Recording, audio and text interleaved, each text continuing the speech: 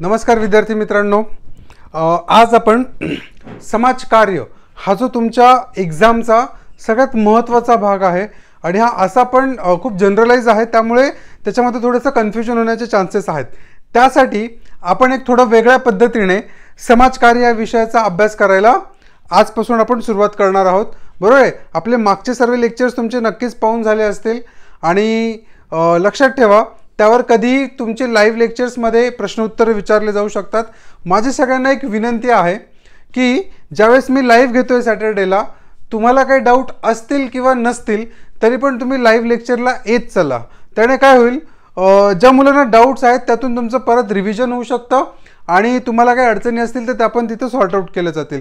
कदाचित तुम्ही नाही विचारू शकलात पण तुमच्या मनातला प्रश्न जर दुसऱ्याने विचारला तरी पण तुम्हाला तुमच्या प्रश्नाचं उत्तर नक्कीच मिळेल। त्यामुळे लाईव्ह तुम्ही मिस करू नका सॅटर्डेला, कारण मग नंतर परत असं होईल की आपला कनेक्ट राहणार नाही, असं नको व्हायला। त्यामुळे ही गोष्ट लक्षात घ्या। ओके, तर आज आपला जो टॉपिक आहे, आपण समाजकार्य या विषयाला काय करतोय, सुरुवात करतोय। मग आता समाजकार्य या विषयाला सुरुवात करायची असेल तर आपल्याला काय करावं लागेल, अगोदर त्याच्या इतिहासापासून सुरुवात करावी लागेल। कशापासून करायला लागेल? इतिहासापासून। म्हणजे इतिहासात काय झालं, बरोबर आहे, जिथून समाजकार्याची सुरुवात झाली ते नंतर पुढे समाजकार्य वाढत वाढत वाढत वाढत त्याचा पसार होत होत होत होत होत ते भारतापर्यंत कसं आलं आणि भारतामध्ये समाजकार्याची सुरुवात कशी झाली, बरोबर आहे, ब्रिटनमध्ये कशी झाली, अमेरिकेत कशी झाली, या सगळ्या देशांमध्ये। कारण हे देश एक प्रकारे डेव्हलप नेशन्स आहेत, कारण लोकसंख्येच्या बाबतीत पण हे पुढे आहेत। तर यामध्ये समाजकार्य हा खूप महत्त्वाचा मुद्दा या ठिकाणी प्ले होतो आणि त्यामुळे आपल्याला त्याचा इतिहास समजून घेणं काय आहे मित्रांनो, गरजेचं आहे। मी या ठिकाणी एक टाइमलाईन काढलेली आहे, तुम्हाला हे लेक्चर्स म्हणजे तुम्ही फक्त कॉन्सन्ट्रेशनने बघा, बरोबर आहे, हे लिहायची आवश्यकता नाही, कारण ही PDF ही जी नोट्स आहे ही मी तुम्हाला डायरेक्ट पाठवणार आहे आपल्या ॲपवर, राईट। त्यामुळे तुम्ही त्याचं टेन्शन घेऊ नका। ओके, त्यामुळे फक्त इथे फुल कॉन्सन्ट्रेशन देऊन बघा, टाइमलाईन लक्षात ठेवण्याचा प्रयत्न करा, म्हणजे तुम्हाला ते सगळ्या गोष्टी ऑटोमॅटिक लक्षात राहील। मग ब्रिटनमध्ये जो समाजकार्य आहे त्याची सुरुवात कशी झाली, त्याचं महत्त्व काय आहे, करेक्ट आहे। यामध्ये समाजकार्यामध्ये ज्या व्यावसायिक संघटना आहे, समाजकार्यामध्ये जो लोकांचा सहभाग आहे, करेक्ट आहे, या लोकांना कसं एकमेकांना मदतीसाठी प्रोत्साहित केलं गेलं, काय काय कायद्यांमध्ये बदल झालेत, याचा सगळा अभ्यास आपल्याला कशामध्ये करायचा आहे, ब्रिटनमधील समाजकार्याच्या इतिहासात करायचा आहे, राईट। मग आता ब्रिटनमध्ये जर समाजकार्याचा इतिहास कसा झाला, काय डेव्हलप झाला, तर त्यातून आपल्याला सुरुवात बघता येईल 14व्या शतकापासून। कधी बघता येईल मित्रांनो?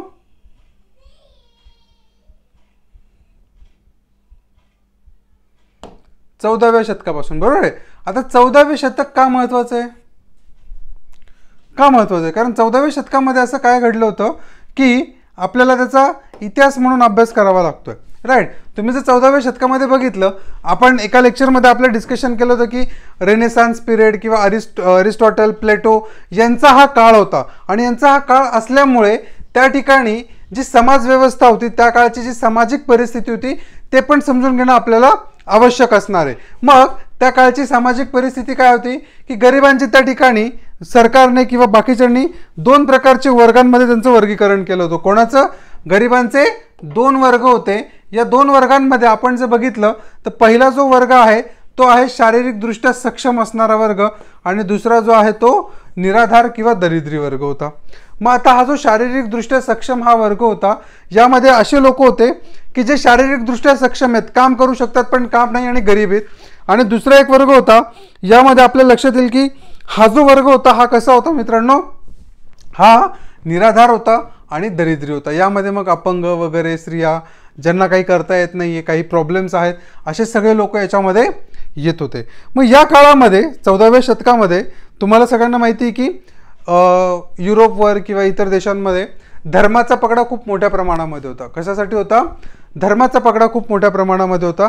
त्यामुळे या काळामध्ये जी पण धर्माची म्हणजे धर्मादाय कामं केली जातात, समाजकार्याला आपण काय म्हणतो, धर्मादाय कामे, नाही का, लोकांच्या सेवेसाठी असतं ते, राईट।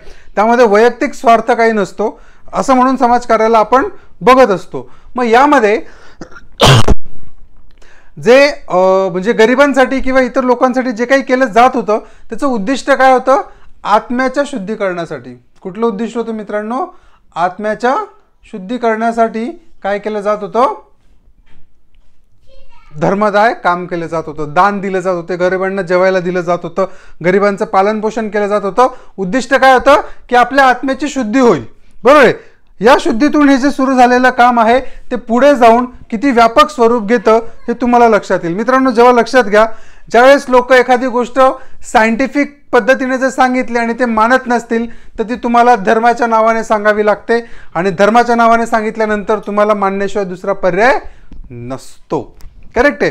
कारण समाजाची अनेक बंधनं धर्म या व्यवस्थेतून आपल्यावर घातली जातात, आणि ही जी बंधनं आहे ही जर समजून घ्यायची असतील तर त्यासाठी समाजकार्य आणि समाजशास्त्र हे समजून घेणं आवश्यक आहे. राईट. मग आता आपण जर बघितलं तर हा जो 1414 जे शतक होतं, या शतकात जे काम झालं यामध्ये जो राजा एडवर्ड होता, राजा एडवर्ड तिसरा, करेक्ट आहे, याने काय केलं लक्षात ठेवा. हे जे मी नावं किंवा हे जे कामं, उद्दिष्ट आणि हे जे साल सांगतोय हे खूप महत्त्वाचे आहेत. याच्यावर 2-3 प्रकारचे प्रश्न येतील मित्रांनो. 2-3 प्रकारचे प्रश्न काय येतील की कोणत्या साली काय झालं हे तर सिंपल एक विचारू शकतात डायरेक्ट याच्यामध्ये. राईट. दुसऱ्या प्रकारचा प्रश्न येईल की आता जसं एक कायदा आहे इथे, करेक्ट आहे, हेनरी 8 या नावाने हा कायदा बनला 1531 मध्ये.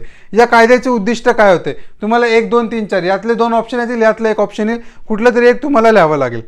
तिसरं काय येईल, एका बाजूला साल दिले जातील, दुसऱ्या बाजूला ते कायदे दिले जातील की कोणत्या सालात कोणता कायदा झाला, मॅच द पेअर्स, करेक्ट आहे, म्हणजे जोड्या लावा, हा प्रकारचा प्रश्न बनू शकतो. किंवा त्यानंतर एक स्टेटमेंट दिलं जाईल आणि आणखी एक स्टेटमेंट दिलं जाईल, यातलं करेक्ट इनकरेक्ट स्टेटमेंट कोणते आहेत ते ओळखा. बरोबर आहे. त्यानंतर आता अमेरिकेमध्ये कोणत्या प्रकारच्या सामाजिक संस्था सध्या कार्यरत आहेत, ब्रिटनमध्ये कोणत्या प्रकारच्या सामाजिक संस्था कार्यरत आहेत, भारतात कोणत्या सामाजिक संस्था अजूनही कार्यरत आहेत, त्या संस्थांची 4-5 नावं दिली जातील. त्यातली 2-3 भारतातले असतील, एक इंग्लंडमधलं असेल किंवा एक ब्रिटनमधलं असेल. तुम्हाला माहितीच नसेल तर तुम्ही ते करून घेईल. एवढं डीपमध्ये जाणार नाही, पण आपल्याला काय करायचं मित्रांनो, सगळ्या बाजूने विचार करून ते तयार करायचे. कसं करायचंय, सगळ्या बाजूने त्याचा पूर्ण विचार करून आपल्याला त्याच्यावर काम करायचंय. बरोबर आहे. मग राजा एडवर्ड तिसरा जो होता याने काय केला की जगण्याचे असेल, तुम्हाला जर जगायचं असेल तर तुम्हाला काम करणं अनिवार्य.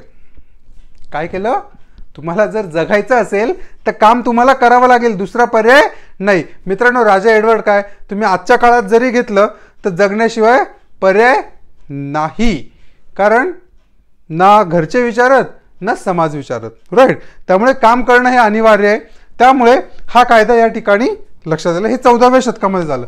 मग 14व्या शतकातून पुढे मुवमेंट होत, कारण UK मध्ये किंवा इतर देशांमध्ये ना त्या काळामध्ये बऱ्याच प्रकारची हलचल होत होती किंवा मुवमेंट होत होती असं म्हटलं तरी चालेल. यामध्ये रेनेसान्स पिरियड, मग नंतर एनलायटनमेंट, नंतर सायंटिफिक रिव्होल्यूशन, वैज्ञानिक क्रांती, या सगळ्या गोष्टी, प्रबोधन, पुनर्जागरण, या सगळ्या गोष्टींचा परिणाम आपल्याला कुठे ना कुठे युरोप या देशांवर बघायला मिळत होता, आणि ब्रिटन हे त्यापासून काही अलिप्त नव्हतं. मग साधारण 1531 मध्ये, बरोबर आहे, कधी मित्रांनो 1531 मध्ये हेनरी 8 हा एक कायदा बनवण्यात आला. तेव्हा जो हेनरी होता ब्रिटनचा राजा, त्यांच्याच नावाने हा कायदा बनवण्यात आला होता. आणि यामध्ये जे लोक काम करू शकत नव्हते, कारण बघा इथे कायदा काय बनवला होता, राजा एडवर्ड तिसऱ्याने कायदा बनवला होता की जर तुम्हाला जगायचं असेल तर काम करणं काय तुम्हाला अनिवार्य आहे, म्हणजे काम करणं कंपल्सरी केलं होतं त्याने 14व्या शतकात. पुढे जाऊन 1531 मध्ये जे लोक काम करू शकत नव्हते, कारण मग त्यांच्या जगण्याचा प्रश्न आला, कारण इथे तर सांगितलं की काम करायचं असेल, म्हणजे जगायचं असेल तर काम करावं लागेल, पण जे अपंग, निराधार किंवा ज्यांना काहीच करता येत नाही, कुठलेच स्किल नाही, अशा लोकांसाठी काय, तर मग 1531 मध्ये हेनरी 8 याने काय केलं, भीक मागण्याचा परवाना दिला. काय दिला मित्रांनो, भीक मागण्याचा परवाना दिला. आणि हा परवाना कोणासाठी होता, जे लोक काम करू शकत नाही, फक्त त्यांच्यासाठी होता. कोणासाठी होता, जे लोक काम करू शकत नाही त्यांच्यासाठी हा भीक न मागण्याचा परवाना दिलेला होता.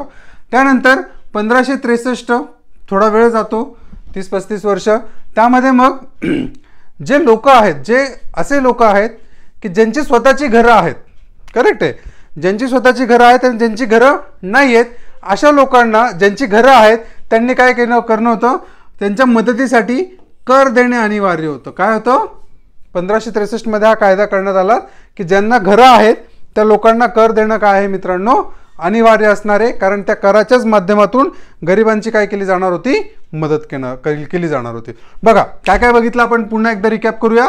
14वं शतक 1531 1563. लिंक लावून घ्या म्हणजे तुम्हाला समजणार नाही.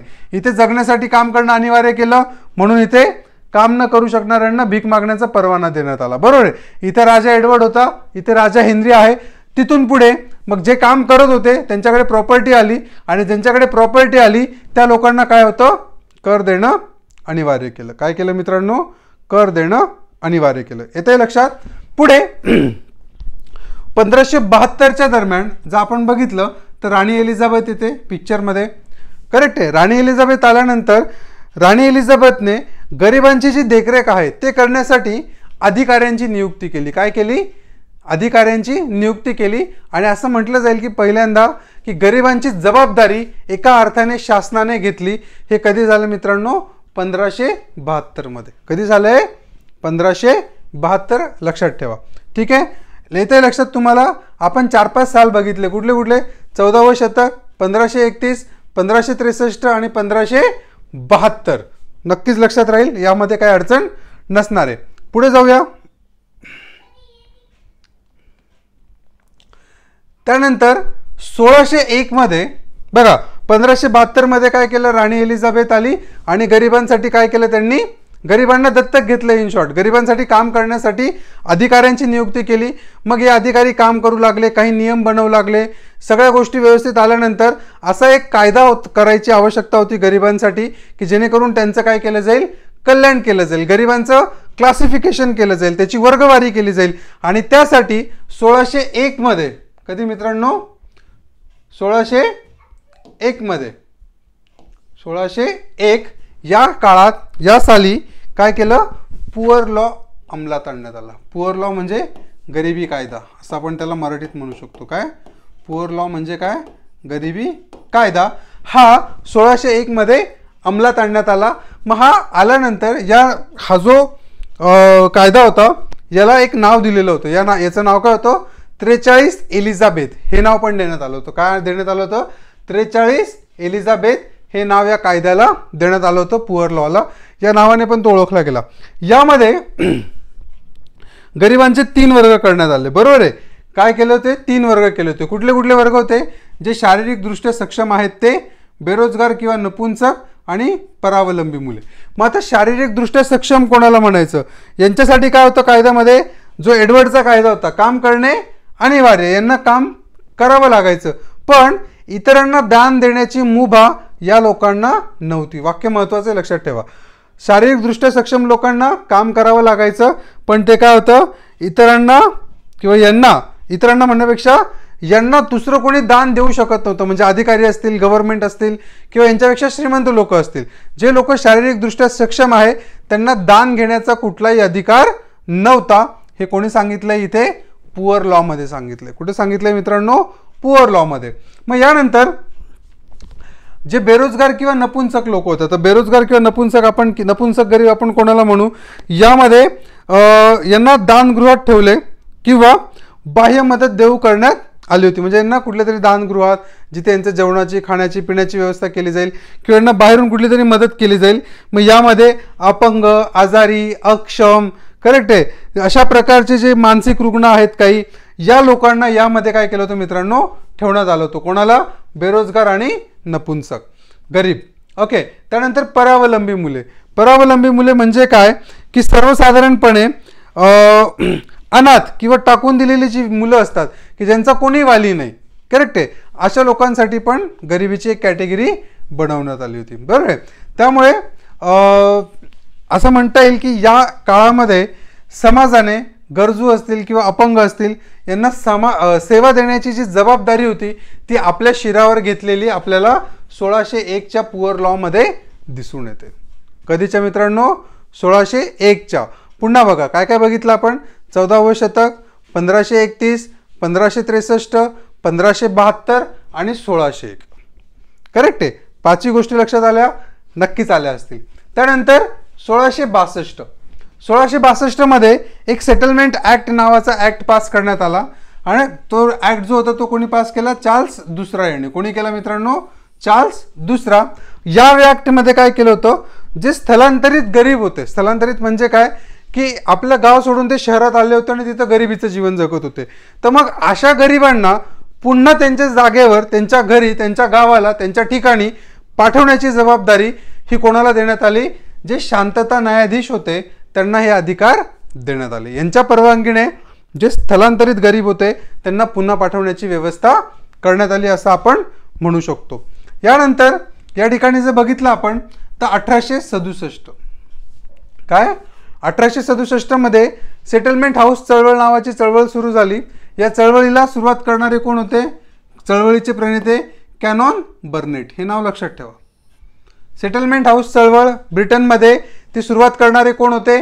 कॅनॉन बर्नेट. आणि यांनी युनिव्हर्सिटी जो हॉल होता त्यांचा त्या ठिकाणी जे सेंटर चालू केलं कशासाठीचं? सेटलमेंट हाऊस सेंटर जे होतं त्याला नाव देण्यात आलं होतं टॉयनबी हॉल. करेक्ट आहे. टॉयनबी हे जे नाव आहे हे महात्मा गांधींशी संबंधित पण आहे. महात्मा गांधींच्या विचारांवर यांचा पगडा होता असं म्हटलं जातं. राईट. सो टॉयनबी हॉल हे नाव काय करण्यात आलं? त्याला देण्यात आलं. यामध्ये ही जी चळवळ होती या चळवळीचं उद्दिष्ट काय होतं? जे गरीब लोक आहे त्यांचा शैक्षणिक, सांस्कृतिक किंवा सामाजिक स्वास्थ्य समस्या ह्या ज्या काही समस्या असतील, याचे जे विचार असतील, याच्या संबंधातली जी माहिती असेल ती गरिबांपर्यंत पोहोचवणं आणि त्यातून समाज उत्कर्ष घडवून आणणं हे या चळवळीचं काय होतं मित्रांनो? उद्दिष्ट होतं. येते लक्षात तुम्हाला? नक्की काय काय इयर्स बघितले पुन्हा एकदा रिपीट करूया. करेक्ट आहे. पहिलं बघितलं 14वं शतक, दुसरं बघितलं 1531, तिसरं बघितलं 1572, चौथं बघितलं 1601, पाचवं बघितलं 1662, सहावं बघितलं 1867. ओके, पुढे जाऊया. पुढे आपल्याला बघता येईल आणि ह्या सगळ्या इयर्समध्ये लक्षात ठेवायचं, सिक्वेन्स लावून घ्यायची मी जशी सांगितली त्या पद्धतीने. त्याच्यापेक्षा वेगळं काही करायचं नाही मित्रांनो. त्या पद्धतीने केलं तरी मोर दॅन सफिशियंट आहे. ओके, आता इथे बघा 1869 कुठलं इयर आहे? 1869. 1869 मध्ये काय केलं? चॅरिटी ऑर्गनायझेशनची स्थापना झाली. कशाची झाली? चॅरिटी ऑर्गनायझेशनची स्थापना करण्यात आली. आता चॅरिटी करायची आहे, बरोबर आहे. आता चॅरिटी करणं, चॅरिटी केव्हा करतो आपण? या चॅरिटी ऑर्गनायझेशनचं उद्दिष्ट काय होतं की आपल्याला गरिबांना मदत करायची आहे. पण ती कशा स्वरूपात करायची? पैशाच्या स्वरूपात का? तर नाही मित्रांनो, मी पण सांगतो तुम्हाला जर एखाद्या गरिबाला खरंच मदत करायची असेल, तुमच्यामध्ये ती दानत असेल, ती नियत असेल, ती कुवत असेल, तर त्या गरिबाला स्वतःच्या पायावर उभं राहायला मदत करा. त्याला पैसे देऊन तुम्ही आळशी बनवू नका. कुठल्याही भिकाऱ्याला भीक देताना तुम्ही भीक नाही देते तर तुम्ही त्याच्या अंगातला आळस आणखी वाढवतायत, ही गोष्ट लक्षात घ्या. त्यामुळे हे जे चॅरिटी ऑर्गनायझेशन होतं याची स्थापना कशासाठी करण्यात आली? स्वतःच्या पायावर उभी राहणारी मदत, म्हणजे ज्या गरिबांना काहीतरी करायचं आहे त्यांना त्या मदतीची आवश्यकता होती, कदाचित त्या मदतीतून ते गरिबीतून श्रीमंतीकडे पण जाऊ शकतील, अशी मदत करणे हे चॅरिटी ऑर्गनायझेशनचे काय होतं?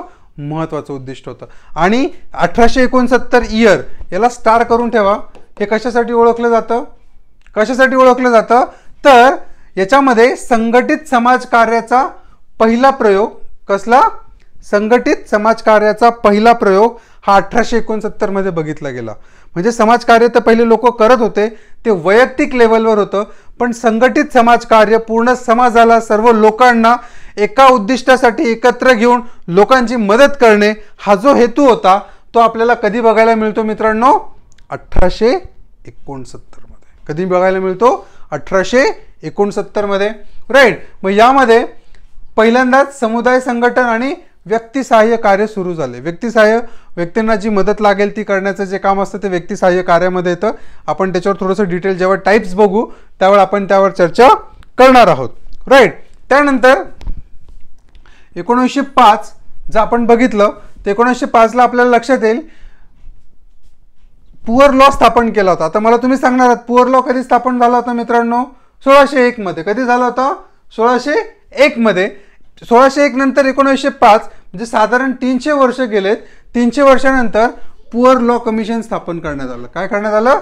Poor law commission. आणि या पुअर लॉ कमिशनमध्ये विविध कायदे, वेगवेगळ्या प्रकारचे कायदे अस्तित्वात आले. मी त्या कायद्यांची नावं लिहिलेली आहेत. ही PDF मी तुम्हाला सेंड करणार आहे, परत सांगतोय, त्यामुळे हे लिहित बसू नका. हे फक्त तुम्ही रिवाइज करा जेवढं जास्त वेळ करता येईल तुम्हाला. यामध्ये 1906 ला एक कायदा पास करण्यात आला, तो होता प्रोव्हिजन ऑफ मिल्स ॲक्ट. आता हा जो प्रोव्हिजन ऑफ मिल्स ॲक्ट होता याचं उद्दिष्ट काय होतं की ज्या शाळा होत्या त्या शाळांमध्ये बसण्यासाठी मोफत बाग देणे. काय देणे? जे बेंचेस असतात ते प्रोव्हाइड करण्याचं काम याच्यामध्ये आपल्याला बघायला मिळतं. त्यानंतर 1907 मध्ये एज्युकेशन ॲक्ट पास करण्यात आला. या एज्युकेशन ॲक्टचं वैशिष्ट्य काय होतं? विद्यार्थ्यांना मोफत वैद्यकीय तपासणी देणे. काय देणे? विद्यार्थ्यांना मोफत वैद्यकीय तपासणी देणे. नंतर 1908 मध्ये प्रिव्हेन्शन ऑफ क्राईम ॲक्ट बनवण्यात आला. यामध्ये मुलांसाठी विशेष न्यायालयांची स्थापना करण्यात आली. काय करण्यात आली? विशेष न्यायालयांची स्थापना करण्यात आली. म्हणजे काय काय झालं मित्रांनो?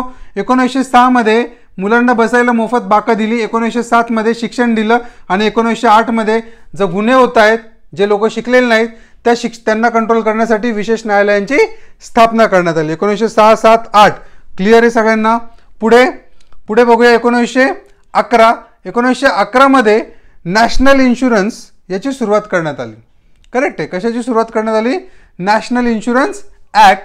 हा जो नॅशनल इन्शुरन्स ॲक्ट होता, यामध्ये लोकांचे जे गरीब लोकांचे जे स्वास्थ्य आहे, गरिबांना ज्या होणाऱ्या पीडा होत्या त्यावर उपचार म्हणून नॅशनल इन्शुरन्स ॲक्टची सुरुवात करण्यात आली असं आपण म्हणू शकतो. मित्रांनो, नॅशनल इन्शुरन्स ॲक्टची सुरुवात तर 11 मध्ये झाली, पण मिनिस्ट्री बनतपर्यंत नॅशनल इन्शुरन्स मिनिस्ट्री बनली होती ब्रिटनमध्ये. कुठली?